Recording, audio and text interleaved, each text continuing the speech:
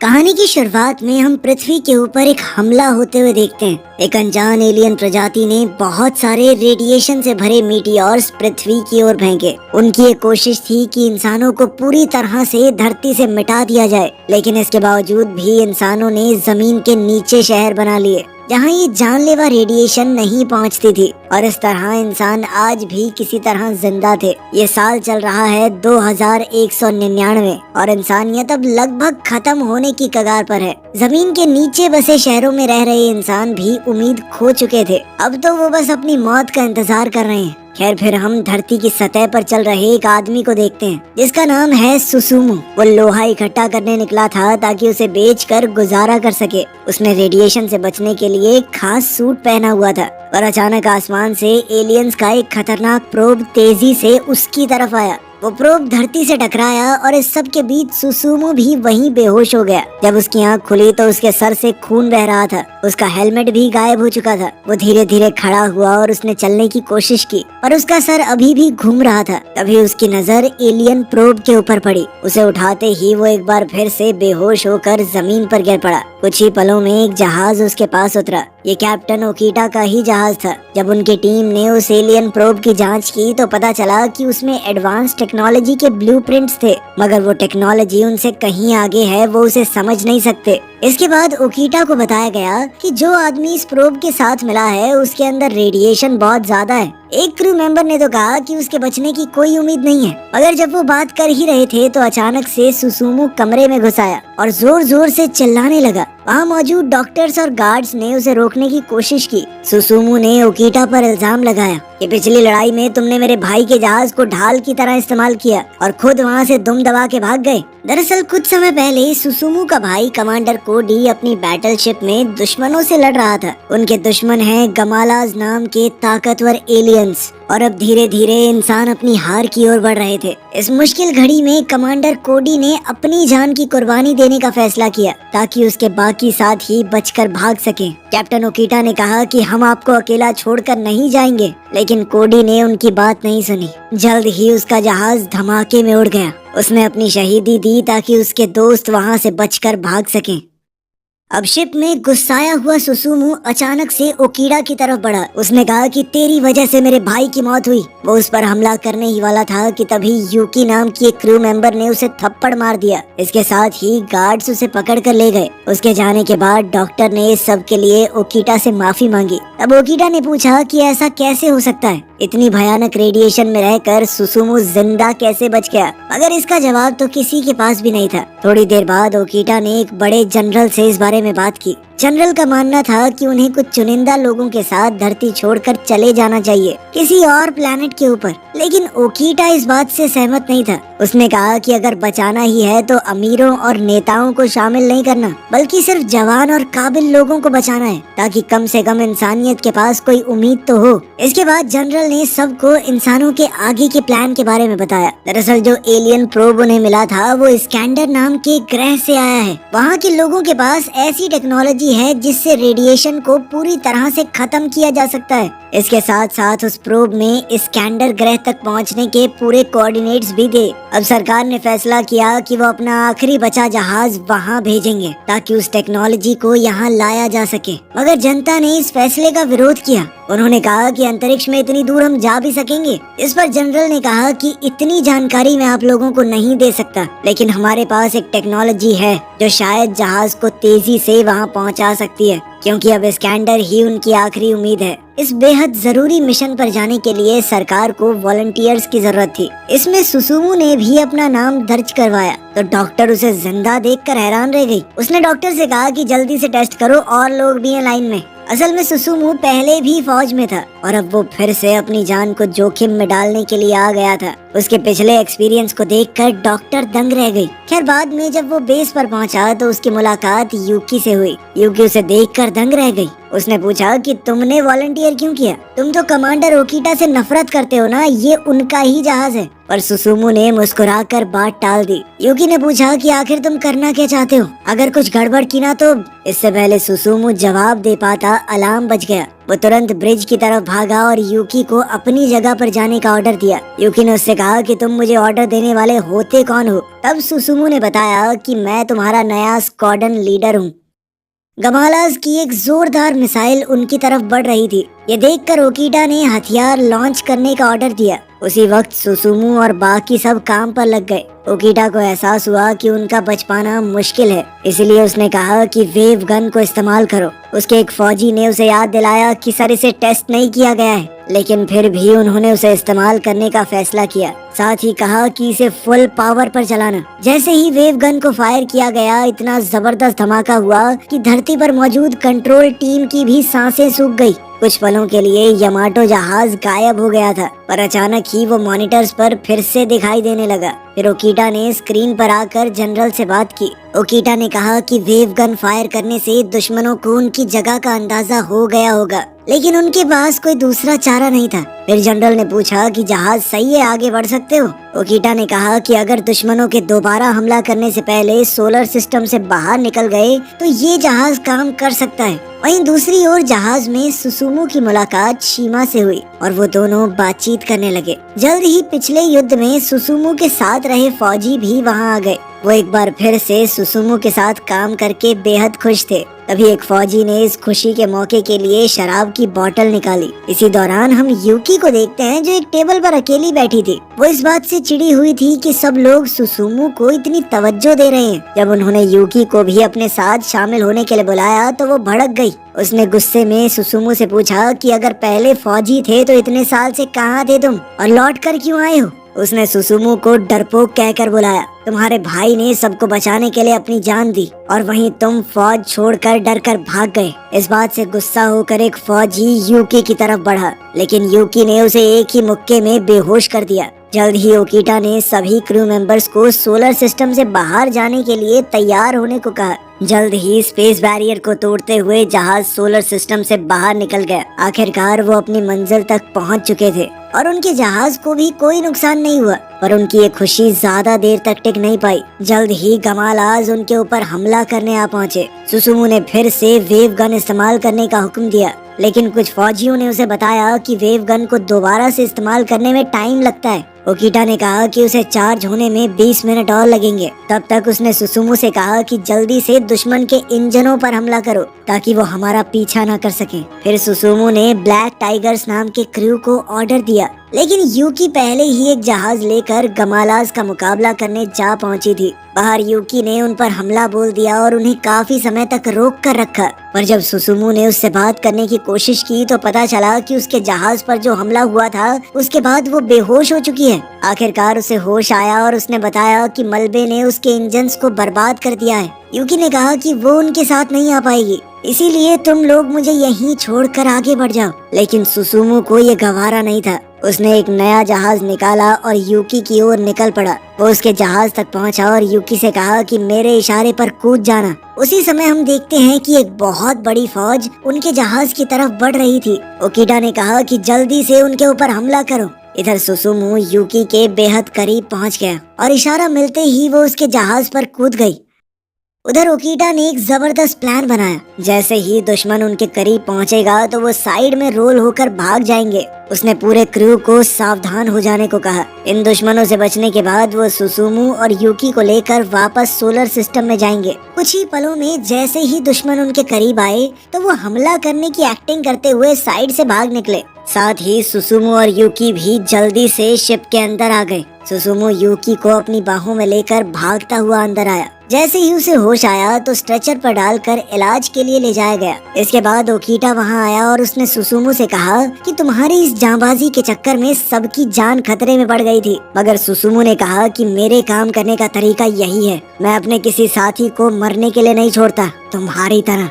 ये सुनते ही ओकीटा ने गुस्से में आकर उसे जेल में डाल दिया। थोड़ी देर बाद चीफ टाकुगावा जेल में उससे मिलने गया और सुसुमू का मजाक उड़ाने लगा। सुसुमू पहले ही गुस्से में था क्योंकि उसके मुताबिक उसने जो किया वो सही था, उसे देखकर टाकुगावा ने कहा कि ओकीडा भी अपनी जवानी में तुम्हारे जैसा ही था। उसी समय डॉक्टर वहां आ गई और सुसुमू ने यूकी की तबीयत के बारे में पूछा। डॉक्टर ने कहा कि अब वो खतरे से बाहर है। फिर वो तीनों साथ में शराब पीने लगे। तब डॉक्टर ने सुसुमू को बताया कि पिछले युद्ध में ओकीडा को एक बहुत ही मुश्किल फैसला लेना पड़ा था। असल में ओकीडा का बेटा भी उस युद्ध में शामिल था। उसका जहाज और पूरा क्रू कभी वापस ही नहीं लौटा। खैर थोड़ी ही देर में ओकीडा ने ऐलान किया कि वो सोलर सिस्टम से निकलने वाले हैं। अब वो एक ऐसी जगह पहुंचने वाले हैं जहां आज तक कोई इंसान नहीं पहुंचा। शायद वो धरती के लोगों से संपर्क भी ना कर पाए। इसीलिए उसने पूरे क्रू को आखिरी बार परिवार वालों से बात करने को कहा। सबने बारी बारी से फोन किया और अंत में सुसुमू की बारी आई।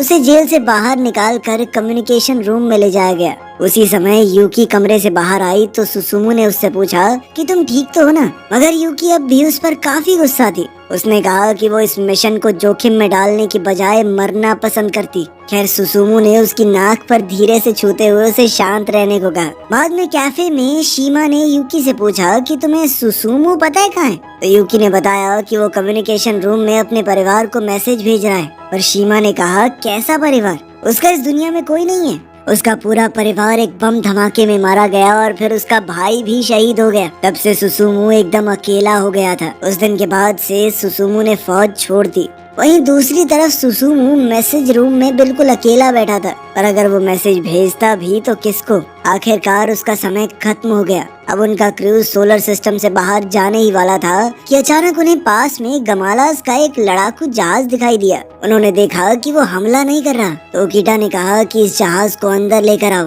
ताकि उसकी जांच की जा सके। बाद में ओकीडा का मेडिकल टेस्ट हुआ तो डॉक्टर ने खुलासा किया कि आपकी बीमारी और बढ़ चुकी है। अब उसके पास ज्यादा समय नहीं बचा। वहीं दूसरी ओर बाकी का क्रू जहाज की जांच कर रहा था। अचानक उसका एलियन पायलट जिंदा हो गया और उसने हमला बोल दिया। मगर उसने साटो नाम के एक आदमी को अपने वश में कर लिया। फिर उस एलियन ने बताया कि मेरा नाम डेस्ला है। सुसुमू ने उससे पूछा कि तुम लोग धरती पर हमला क्यों कर रहे हो? तो डेस्ला ने हंसते हुए कहा कि हम धरती के ऊपर हमला नहीं कर रहे, बस इसे पहले से बेहतर बना रहे हैं। उसी पल यूकी अंदर आई तो सुसुमू ने साटो को अपनी स्टन गन से शूट कर दिया, जिसके बाद एलियन ने तुरंत साटो का शरीर छोड़ दिया। इसके बाद वो सब कैफेटेरिया में इकट्ठा हुए और साटो दर्द से करा रहा था, इसे देखकर बाकी सब हंसने लगे। खैर बाद में सुसुमू ओकीडा से बात करने पहुंचा। ओकीडा ने उससे पूछा कि क्या वो अगला कैप्टन बन सकता है। असल में मामारू अगला कैप्टन बनने वाला था, मगर अब वो चाहता था कि सुसुमू कैप्टन बने। लेकिन सुसुमू ने इसके लिए साफ इनकार कर दिया क्योंकि वो ओकीडा के हिसाब से काम तो नहीं कर सकता। तब ओकीडा ने उससे कहा कि तुम्हारे जैसे मन में आए वैसे करना। फिर ओकीडा ने अपना रेडियो उठाया और ऐलान किया कि अब से सुसुमू अगला कैप्टन होगा। फिर अचानक से गमालास का हमला हुआ और पूरा क्रू उनका जवाब देने के लिए तैयार हो गया। उसी वक्त वो एलियन शिप चमकने लगी। असल में शिप के जरिए गमालास को उनकी लोकेशन मिल गई थी। सुसुमू ने ऐन वक्त पर मोर्चा संभाला और सबको ऑर्डर्स दिए। तब एंडो ने बताया कि लिफ्ट खराब हो गई है और वो सभी वहीं फंस चुके हैं। सुसुमू ने उन सबको वहीं रुकने को कहा। फिर उसने वेव गन तैयार की और जबरदस्त फायर किया। उन्होंने शिप को तबाह कर दिया था, पर तभी उन्हें एहसास हुआ कि नीचे से भी हमला हो रहा है। सुसुमू ने देखा कि ये हमला तीसरे ब्रिज की ओर था, तो उसने थोड़ा हिचकिचाते हुए यूकी को इसे संभालने को कहा। यूकी ने तीसरे ब्रिज पर फायर किया और वो सीधा दुश्मन जहाज पर जा गिरा। इसके बाद सुसुमा ओकीडा के पास गया और उसे सब कुछ बताया। असल में तीसरे ब्रिज में 6 क्रू मेंबर्स की मौत हो गई थी और अब सुसुमा को लग रहा था कि वो कैप्टन बनने के लायक ही नहीं है। ओकीडा ने पूछा कि तुम वापस क्यों आए हो? इस पर सुसुमू ने कहा कि मैं ये देखना चाहता था कि तुम किस तरह के इंसान हो और साथ ही वो धरती को फिर से एक बार हरा भरा देखना चाहता है। फिर उसने ओकीडा से पूछा कि मैंने कैप्टन के तौर पर जो कुछ किया क्या वो सही था? ओकीडा ने खड़े होकर सुसुमू को अपने तजुर्बे से एक सलाह दी और कहा कि वो कैप्टन के तौर पर अपने फर्ज को ईमानदारी से निभाए। फिर ओकीडा ने कहा कि वो उसे एक बहुत जरूरी बात बताना चाहता है। आखिरकार ओकीडा से बात करके सुसुमू बाहर आया तो यूकी उसके सामने आ गई। वो तीसरे ब्रिज वाली घटना से काफी दुखी हो गई थी, तो सुसुमू ने उससे माफी मांगी क्योंकि यूकी ने ये काम उसके कहने पर ही किया था। मगर यूकी ने कहा कि तुमने सिर्फ अपना फर्ज निभाया है, पर ये कहते ही वो खुद भी रोने लग गई। उसने अपने ही लोगों पर हमला किया था और अब वो इस पछतावे के साथ जिंदा नहीं रह सकती। सुसुमू ने तुरंत उसे गले लगा लिया और फिर दोनों ने एक दूसरे को चूम लिया। तभी अचानक अनाउंसमेंट हुई कि जहाज जल्दी ही सोलर सिस्टम से बाहर जाने वाला है। कुछ ही पलों में उन्हें अपनी मंजिल इस्कैंडर दिखाई देने लगी, मगर उनकी खुशी ज्यादा देर तक नहीं टिकी। अचानक इस्कैंडर से एक मिसाइल बड़ी तेजी से उनकी ओर बढ़ रही थी, और तो और उनकी वेव गन भी अभी चार्ज नहीं थी। अचानक वो मिसाइल 4 हिस्सों में बट गई तो सुसुमू ने सारी बंदूकें एक साथ चलाने का हुक्म दिया। पूरे क्रू ने एक साथ हमला बोल दिया, पर ये भी काफी नहीं था। सुसुमू ने एक बार फिर से सोलर सिस्टम में वापस जाने का फैसला किया, लेकिन ऐसा करने के बाद वो इस्कैंडर से दोबारा दूर हो गए। बाद में जब उन्होंने मिसाइल की जांच की तो समझ आया कि ये गमालाज की मिसाइल थी। पूरे क्रू को लग रहा था कि ये एक जाल है। इसी दौरान सोनाटा ने कहा कि इस कैप्सूल में रेडिएशन जैसा कुछ नहीं था, उनके अंदर सिर्फ कहीं की लोकेशन है। सुसुमू ने कहा कि हमें इस लोकेशन पर जाना चाहिए। अगर ये कोई जाल होता तो इस्कैंडर पर पहुंचने के बाद दुश्मन हमारे ऊपर हमला करते, ताकि हम कहीं भाग भी ना पाएं। पहले करके क्या फायदा? शायद इसके पीछे कोई कारण होगा कि गमालाज सुसुमू की टीम को वहां पहुंचने नहीं देना चाहते। अब सुसुमू ने सबको इकट्ठा करके आगे के प्लान के बारे में सोचना शुरू किया। उसने अलग अलग टीम्स बनाकर सबको टारगेट की लोकेशन दे दी। फिर उसने रेडियो से मैसेज भेजकर ऐलान किया कि वो सब जल्द से जल्द इस्कैंडर प्लैनेट पर लैंड करेंगे। हमें जो मैसेज मिला है हो सकता है कि वो एक जाल हो, पर अगर ये सही निकला तो धरती को बचाया जा सकता है। सुसुमू ने अपने क्रू की हौसला अफजाई की और पूरे जोश से लड़ने को कहा। इसके बाद पूरी टीम काम पर जुट गई। सुसुमू खुद भी एक जहाज लेकर इस्कैंडर की ओर निकल पड़ा। फिर वो जैसे ही लैंड होने वाला था तो उसे जमीन पर काफी मिसाइल्स दिखाई दी, पर जल्द ही उसका क्रू भी वहां आ पहुंचा। सुसुमू की टीम पर जोरदार हमला हुआ, पर उन्होंने भी मुंह तोड़ जवाब दिया। आखिरकार वो कोऑर्डिनेट्स की जगह पर पहुंच ही गए, मगर उसी पल एलियंस ने उन पर भयानक हमला कर दिया। दोनों दुश्मनों के बीच धुआंधार गोलीबारी शुरू हो गई। कीटो नाम के एक पायलट को गोली लग गई, पर उसने फिर भी उन दुश्मनों का सामना किया ताकि बाकी लोग आगे जा सकें। फिर कुछ क्रू मेंबर्स बताई गई लोकेशन पर पहुंचे, जहां उन्हें इस्कैंडर मिला। तभी एक चमकदार रोशनी निकली। जैसे ही यूकी ने उसे छुआ तो वो उसके वश में आ गई। उसी समय सुसुमू को ओकीडा के साथ हुई बातचीत याद आई। असल में ओकीडा ने उसे बताया था कि रेडिएशन को ठीक करने वाली पूरी कहानी झूठी है। असल में तो उन्हें सिर्फ कोऑर्डिनेट्स और टेक्नोलॉजी मिली थी। सच तो ये था कि ये कहानी सुसुमू की वजह से बनाई गई थी। वो इतनी ज्यादा मात्रा की रेडिएशन के बाद भी जिंदा बच गया था, जिससे सबकी उम्मीद जाग उठी कि रेडिएशन को मिटाया जा सकता है, और शायद इस कैप्सूल को भेजने वाले इसका राज जानते हैं।